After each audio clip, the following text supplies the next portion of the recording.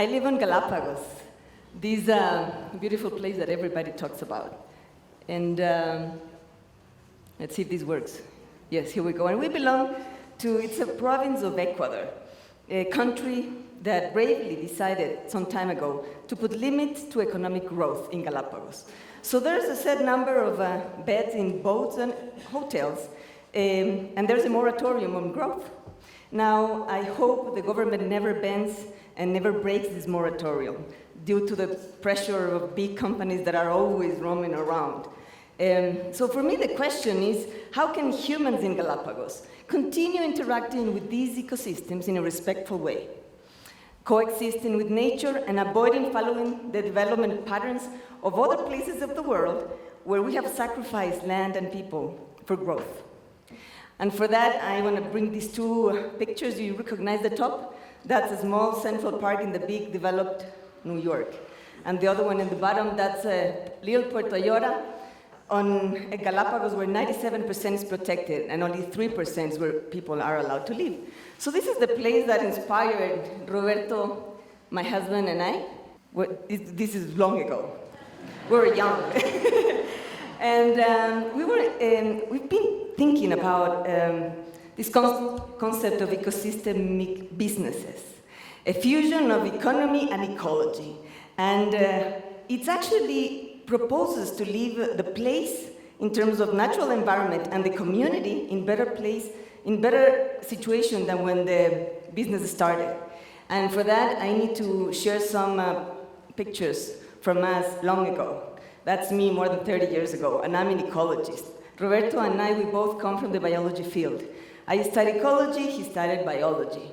And during those times, it was all these years of great connections. We were studying species and the relationship between them and with their environment. And it was full of stories of connection, of generosity, because the sun comes out every day, regardless if we polluted or not the air the day before. And we've got food all the time, even though we are really harming the earth, as we have been talking here. And there was also lots of stories of generosity. And so that's how it was. 4 years, more than 4 years, studying all these connections and all these good things. And we went to the market, to the labor market. And you know what happened? That I was talking the wrong language. I was talking the language of species and ecosystems, and when I went out, it was everything about money. It was the money and the economic interest that will define the budget allocations or national priorities. And in order, you could justify if it was a good bottom line, you could justify cutting the mangroves in order to put shrimp farms. You can drill in the middle of the rainforest, in the middle of a protected area, if it was a national priority because you needed to increase your GDP. And yes, that was the language, and I didn't understood anything. And in these years, nature was and is still perceived as a mean to an end, and it's not perceived as an end in itself. So I went back to school. I went back to school to study business and economics, to try to understand the world of the green economy. And for me, it was the surprising part that was a higher GDP or a bigger bottom line could justify or actually ignore air or water pollution, for example, and it was politically correct.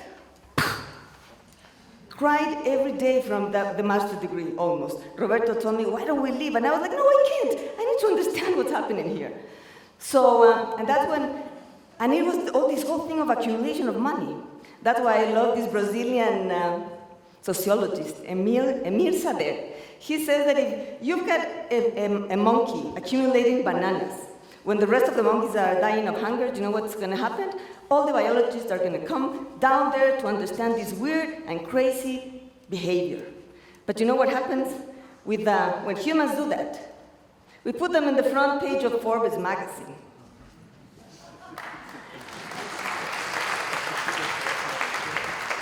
So I want you guys to help me because I talked about the problem, but I want to bring the solution to the table. So please close your eyes and think about the most and the happiest moment in your lives. Please do that. Just the happiest. Only one.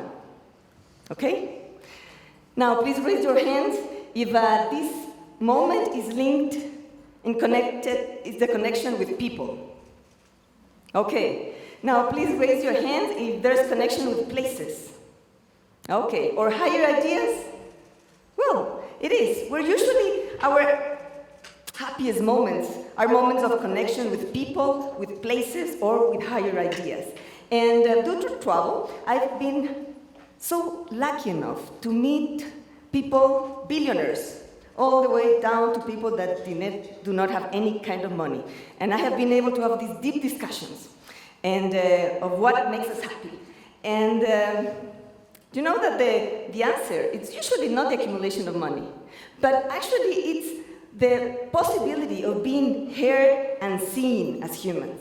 It's those connections that makes us really, really happy. Because for the rest, and because we are wired to be connected. We are part of that environment, and we cannot live in isolation. Species cannot live isolated. We need our environment, we need each other, we need other species. And so MasterCard can pay for stuff. We can buy lots of stuff. But real and soulful connections can't. And in this world of fast-moving, big economic priorities, human connections with a place, become a luxury. And, but the clue for me, from my perspective, is that these connections require an honest intervention.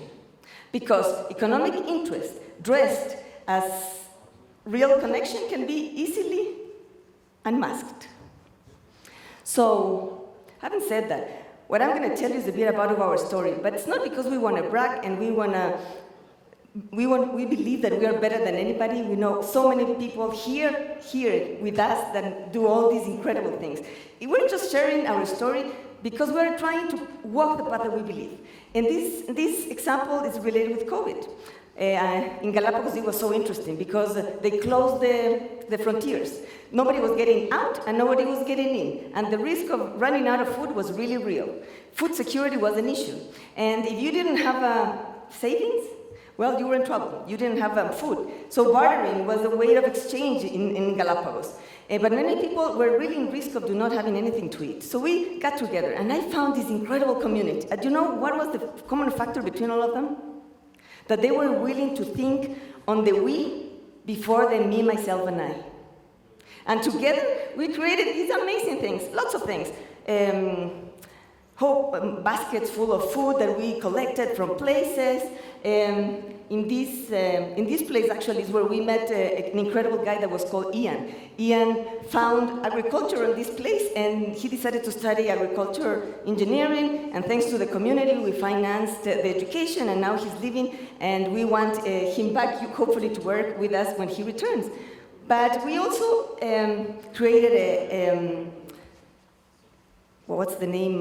a garden that fed us, our community, and it was amazing. But all these things wouldn't have come from our mind only. It was the result of community thinking. And there weren't many matrices and complex things going. Actually, it was the need to invest time to build trust, which is something that we sometimes take for granted.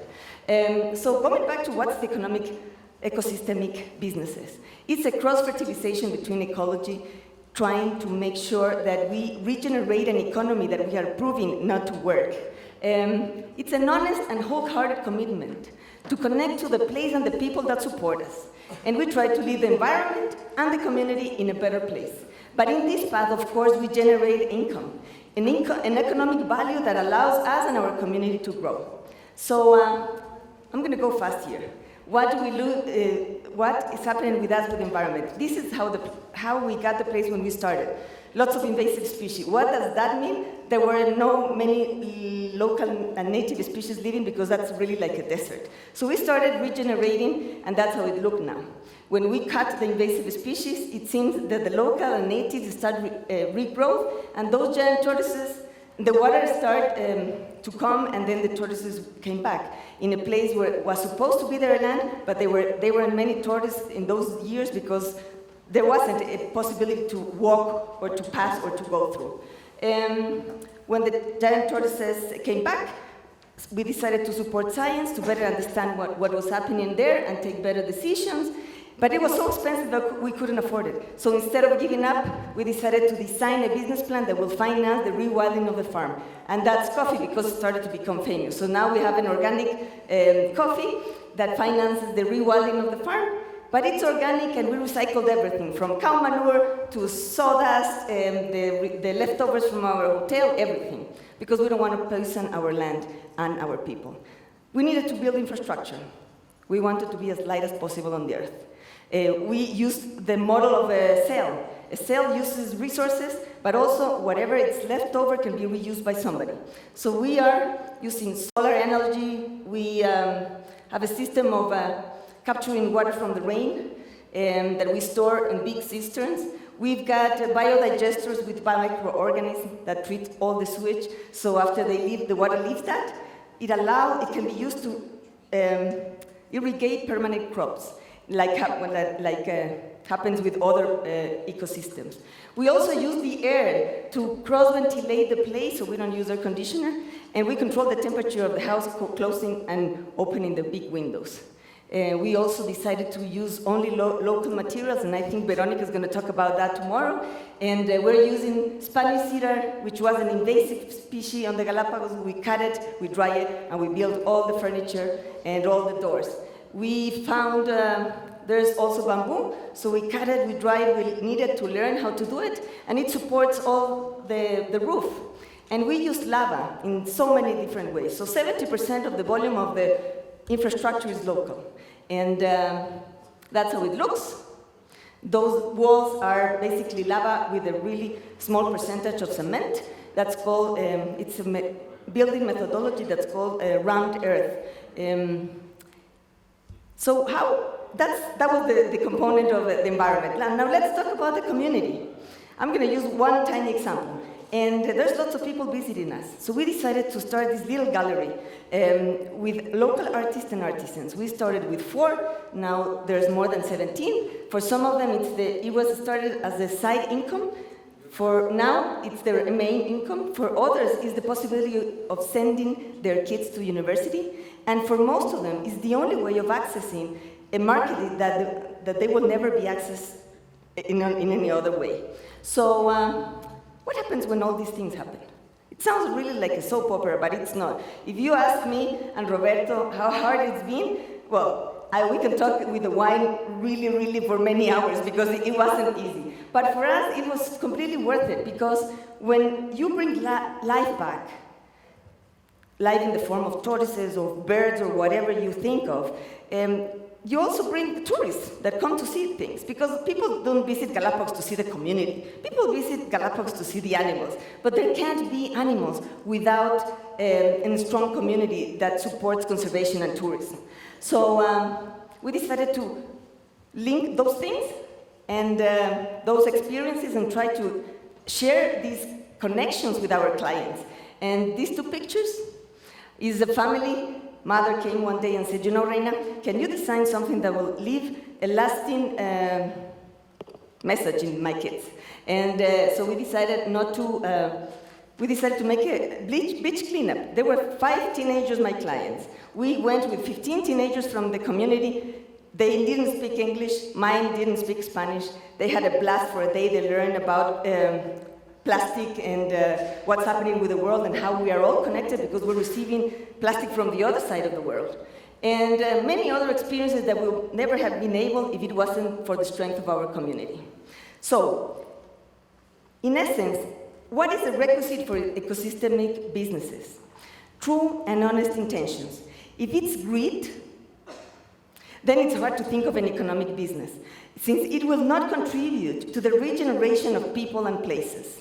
The wrong intention leaves tourists and tourists as miners of places and community, miners that leave not a lot of life and hope behind. For ecosystemic businesses, we also need to cooperate instead of competing. So I have a last invitation. Can we all close your eyes again? And with me. And let's start designing places and experiences that help us all grow as individuals, as destinations and communities, and forget about the growth of our pocket only. That will happen naturally when the pieces of the puzzle are in the right place. Darwin said that it's not the strongest that will survive, but it's the most adapted, capable of adapting to change. And the world is changing fast, and we need different approaches to business. Thank you very much.